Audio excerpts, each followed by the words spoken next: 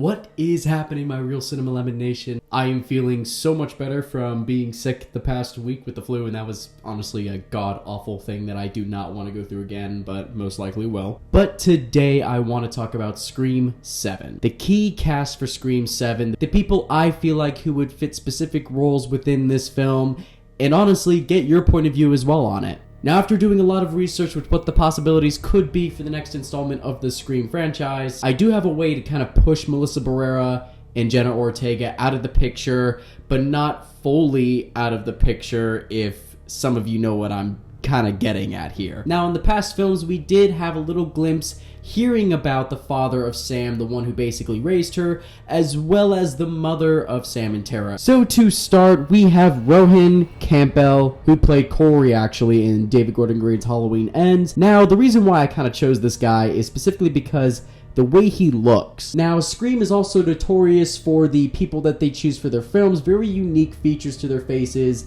and just memorable people. Now, I actually did like him as Corey in Halloween Ends. I thought he did a really good job there.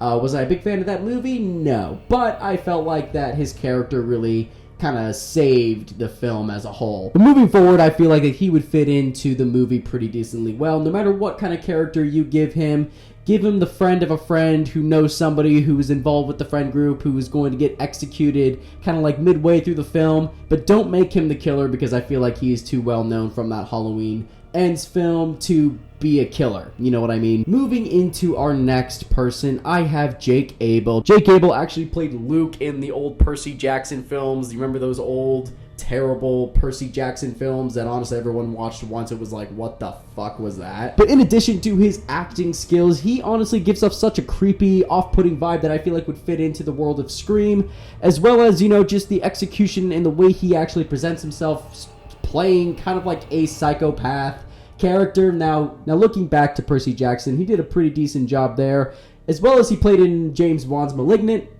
which, honestly, he did a fantastic job in that film as well. An awesome idea to bring somebody in who actually fits the vibe of a psychopath as well. And the character I believe he could possibly play in the film is the long-lost sibling of Sam Carpenter. Now, I actually do have a theory on this, and if he were the long-lost sibling of Sam, that would be an interesting factor to put into the film. But I think I'm going to put that in a whole separate video so that way we can spin off the idea of what this is actually about. But he would be perfect to fit into the Scream world and honestly give a character that actually has some meaning behind it. And also, I believe that you should make him the killer. Okay, so hear me out on this one. This one's honestly something that I have been putting a lot of thought into, and I feel like she fits the character so well to the point where you'll kind of forget who she is, and you'll believe she's this character, you know? I think she can give off a really interesting vibe to the film, and that is no other than Michelle Rodriguez. Yes, Michelle Rodriguez, being in the Fast and Furious films, did a fantastic job. Now, just look at this photo. She resembles, in this specific photo, Sam Carpenter. I imagine Sam's mom being a little bit of a badass, but also this rich bitch kind of, but also very smart at the same time. Now, I don't believe you should make her the killer. That just wouldn't make any sense to me, considering the fact that she's already had some,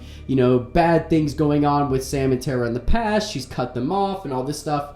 You know, just because she's not a huge fan of Sam anymore, considering the factors that she is also the daughter of Billy Loomis, the person that she slept with 26 years ago. I really do think it's interesting to bring in someone like Michelle Rodriguez into the picture of the whole Scream universe, and her personality just really fits that. She could possibly be this psychopath, but also a person who could be, you know, caring about the people that she's actually raised and, you know, she's known her entire life. This meaning you can incorporate her parents into this film and honestly kind of take the spotlight away from her for a while. This meaning that the killer is going to be coming after Christine first. Guys, I have a whole plot synopsis of what this next Scream film could actually be about in my next video. I'm actually going to be posting that hopefully within the next couple days, trying to make sure it looks perfect for you guys, sounds great, so that way everyone can just get this huge, eerie feeling for what the next installment's going to hold plot-wise. But I think all of these people combined really bring in something unique, and in this way we can also bring back Neve Campbell. Gail could be our introduction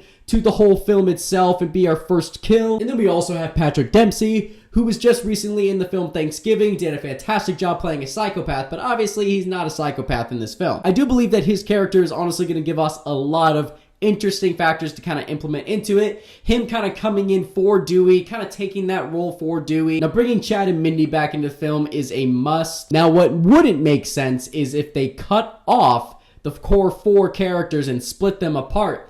Considering the fact that they were all super close together and even moved to New York City in the last film, that just wouldn't make full sense. But the idea here is to kind of push something forward in a way where you can still bring those characters back for a little bit, but don't kill them off. They can just kind of be those secondary people kind of trying to help them, guide through everything. Maybe Sam and Tara hear about the whole Ghostface thing coming back, they go into hiding, and then Chad and Mindy come into the picture to help investigate the rest of the way. This way you can also bring in Kirby, which she was a part of the last film as well, and getting her character back, honestly, for this next installment brings in 2 police officers that can kind of work side by side together to figure all of this out, considering that Mark Kincaid helped with this once back in Scream 3, and then also Kirby as well helping this within Scream 4, being one of the victims, as well as Scream 6 being a part of the FBI. Now, there were so many different theories going through my head. Like I said, I'm going to be posting a whole nother theory about this and possibly giving you guys a little bit more extra on top of the put in there. And that's going to be a whole synopsis of what this film could actually be about.